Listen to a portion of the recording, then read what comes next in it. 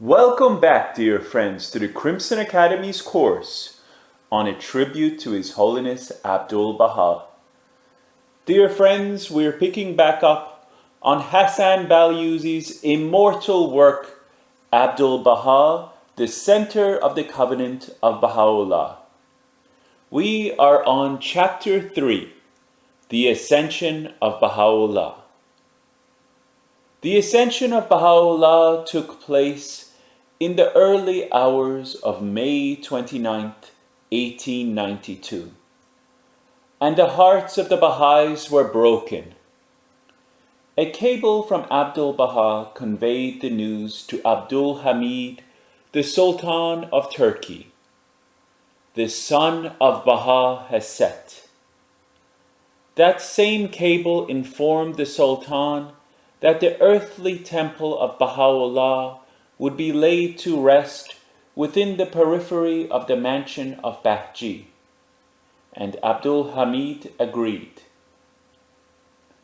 At nightfall of the same day, after the dignitaries and leading citizens and vast numbers of ordinary men and women who were not adherents of his faith had paid their last respects to Baha'u'llah and gone, and after long hours of commotion, when silence had settled upon the plain of Akka, the coffin that contained the sacred remains was taken from the mansion to a house a few yards away.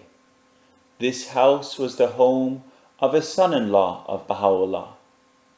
In it, a vault had been prepared beneath the room that had served the great Afnan, Haji Mirza Sayyid Hassan, a brother of the wife of the Bab, as a chamber for receiving his guests, and in that vault they placed the coffin.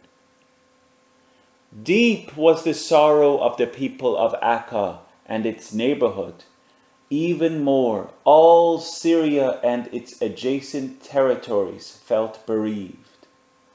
Those who had formerly detested the Baha'is and scorned them and shunned their company came to the gates of the mansion day after day to mourn the passing of Baha'u'llah.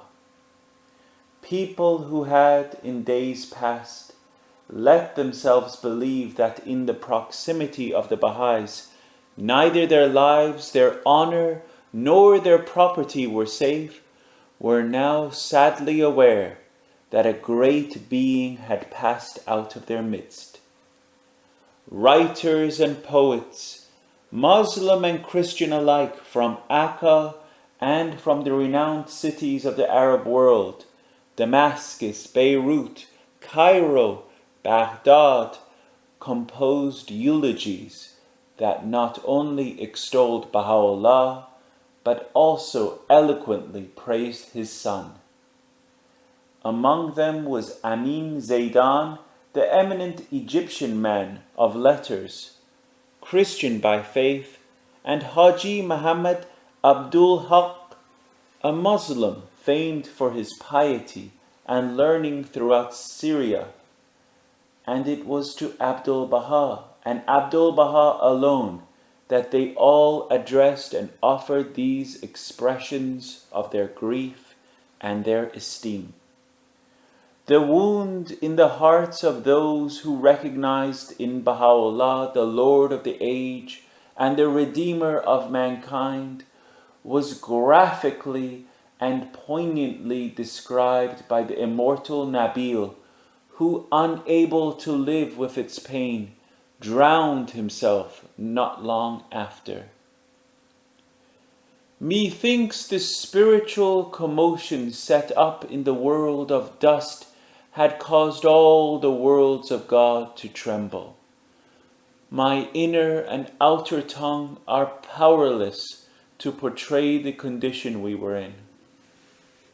In the midst of the prevailing confusion, a multitude of the inhabitants of Akka and of the neighboring villages that had thronged the fields surrounding the mansion could be seen weeping, beating upon their heads, and crying aloud their grief.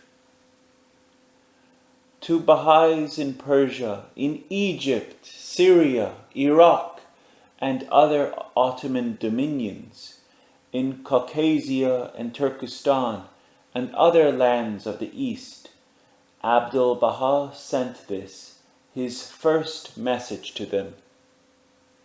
He is the All-Glorious, the world's great light, once resplendent upon all mankind, has set, to shine everlastingly from the Abha horizon, his kingdom of fadeless glory shedding splendor upon his loved ones from on high, and breathing into their hearts and souls the breath of eternal life.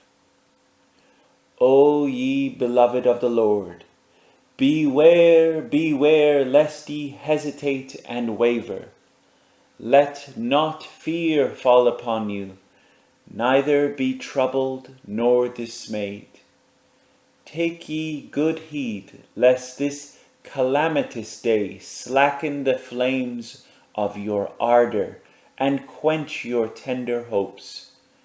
Today is the day for steadfastness and constancy.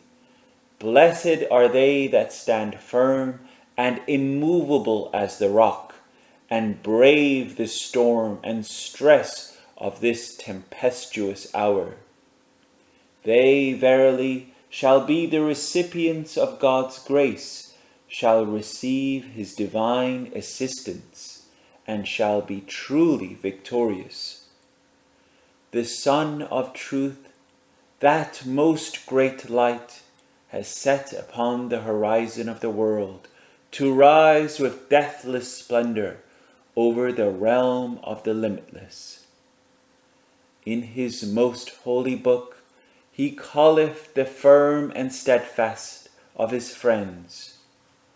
O peoples of the world, should the radiance of my beauty be veiled, and the temple of my body be hidden, feel not perturbed. Nay, arise and bestir yourselves, that my cause may triumph, and my word be heard by all mankind.